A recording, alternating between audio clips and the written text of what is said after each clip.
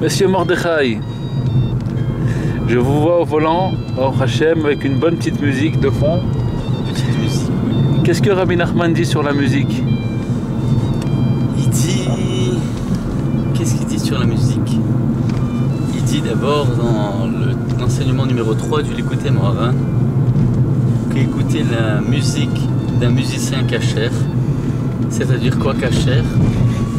Le chant ou la musique d'un musicien kasher, ça veut dire un musicien qui ne joue pas ou qui ne chante pas ni pour les honneurs ni pour l'argent. Donc ça s'applique aussi à un chantre, un chazan. Et il dit chazan, donc c'est la shon chazon. Chazon c'est voir, visionnaire, les prophètes. Parce qu'il explique qu'en réalité la musique sainte, elle a sa source dans deux oiseaux purs dans le ciel, au niveau spirituel. Deux oiseaux purs. Et le musicien kasher, ou le chanteur kasher, ou le chaliar tzibour kasher, il tire son chant de cet endroit. Deux oiseaux purs.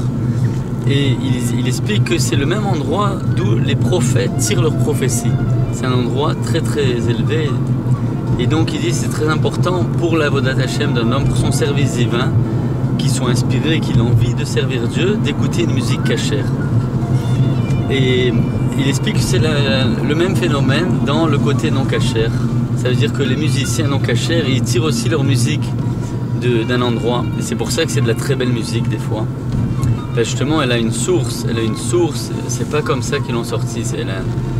Elle a aussi du génie, mais malheureusement ce génie provient de ce qu'on appelle l'autre côté. Ça veut dire que c'est deux oiseaux aussi, mais dans le côté de l'impureté. Et c'est donc aussi, de la même façon qu'il y a aussi des prophètes, comme Bilham, qui est un prophète impur, lui aussi prophétisé, mais avec les forces d'impureté. Et aussi malheureusement des chanteurs aussi qui tirent une musique qui est belle et géniale, mais qui est impure.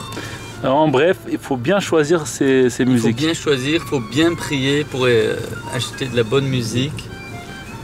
Et avec des hommes kasherim. Des hommes kasher, bien sûr. Ça veut dire quoi kasher? Un homme il est kasher, ça veut dire quoi ça? Ben voilà, c'est ce qui nous dit kasher, un chanteur kasher. C'est un chanteur qui ne chante ni pour la gloire ni pour les honneurs. Ça veut dire correct en fin de compte, kasher. Et dans ce sens-là, il dit voilà, qu'il ne chante ni pour les honneurs ni pour l'argent.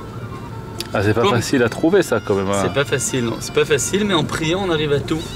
Il faut écouter beaucoup de musique, en choisir même peu, mais il faut écouter peu de musique, mais qui va pas nous abîmer notre vie. Maintenant, si, Chazé Shalom, on écoutait des musiques de musiciens non kasher, et c'est très courant, et on est tous pris dans ce piège malheureusement. Comme il explique dans cette Torah, il explique que les hommes sont pris au piège comme un piège comme un oiseau qui est pris au piège. Et ben, il y a un tikkun, Rabbi Nachman, En Yush Ba'olam, le désespoir n'existe pas, il y a une réparation.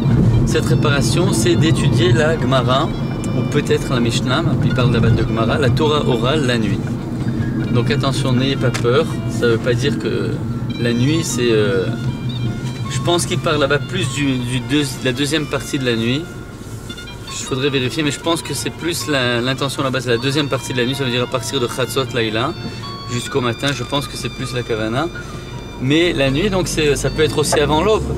On voit sur le calendrier l'aube, ou alors en hébreu Alot HaShachar, et on peut étudier 10 minutes avant, 5 minutes avant, un quart d'heure avant, lire un petit morceau de Gemara, ou si on n'arrive pas à lire un morceau de Mishnah, lire une ou deux Mishnah, et Rabbi Nachman dit que c'est un tikkun pour réparer les dommages causés par des musiques jouées par des musiciens pas cachés.